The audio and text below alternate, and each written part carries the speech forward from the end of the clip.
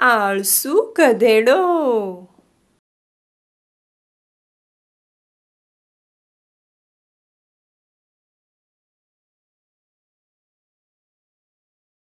દૂરના એક રાજ્યમાં એક દયાળુ અને મહેનતુ ખેડૂત રહેતો હતો. પ્રાણીઓની ભાષા સમજવાની રીતે એક દિવસ સાંજના એણે એક ગધેડા અને એક બળદને એકબીજા સાથે વાતો કરતા સાંભળ્યા. એ ઝાડ પાછળ છુપાઈને સાંભળવા લાગ્યો. બળદ એના મિત્ર ગધેડાને ફરિયાદ કરી રહ્યો હતો. એણે કહ્યું, હું ખૂબ થાકી ગયો છું.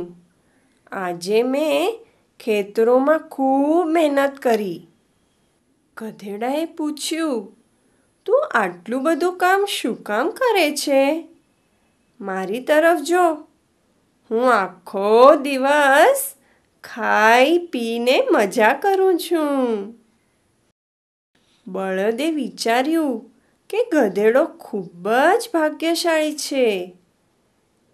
એણે ઉદાસ થઈ એને પૂછ્યું, તારી જેમ જીવવા હું શું કરું? ગધેડાએ સલાહ આપી, હું તો હંમેશા બીમાર હોવાનો ઢોંગ કરું છું. તું પણ ન જમવાનું ઢોંગ કરી વિલાપ કર. જમીન પર આળોટ, જાણે તને બહુ પીડા થતી હોય.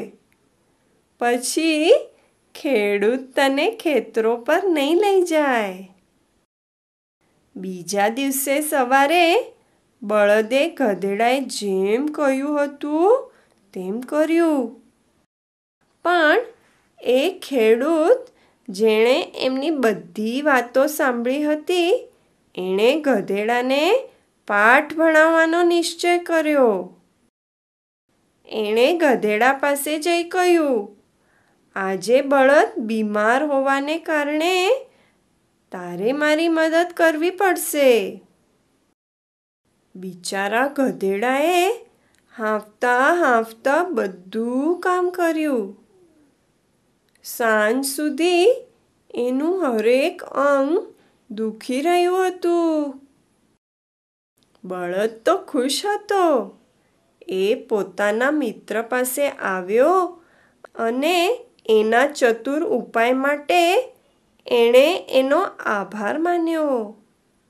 એણે કહ્યું, આજે મારો દિવસ બહુ સારો વીત્યો. મને લાગે છે કાલે ફરી હું ખેડૂતને મૂર્ખ બનાવીશ. ગધેડો ચિંતિત થયો. એને હજી એક દિવસ આવી સખત મહેનત કરવી ન હતી. એણે તરત કહ્યું, અરે ના, તારે એવું ન કરવું જોઈએ. આજે જ મેં ખેડૂતને એમ કહેતા સાંભળ્યું કે તું લાંબા સમય સુધી બીમાર રહીશ તો એ તને કસાઈને વેચી દેશે. બળદ ડરી ગયો. એને એવું થવા દેવું નહોતું. એણે મનમાં નિશ્ચય કર્યો કે બીજા દિવસથી જ એ એક સારો બળદ બનીને ખૂબ મહેનત કરશે. ફરી ઝાડની પાછળ છુપાયેલા ખેડૂતે એમનો વાર્તાલાપ સાંભળ્યો અને મનોમન હસવા લાગ્યો.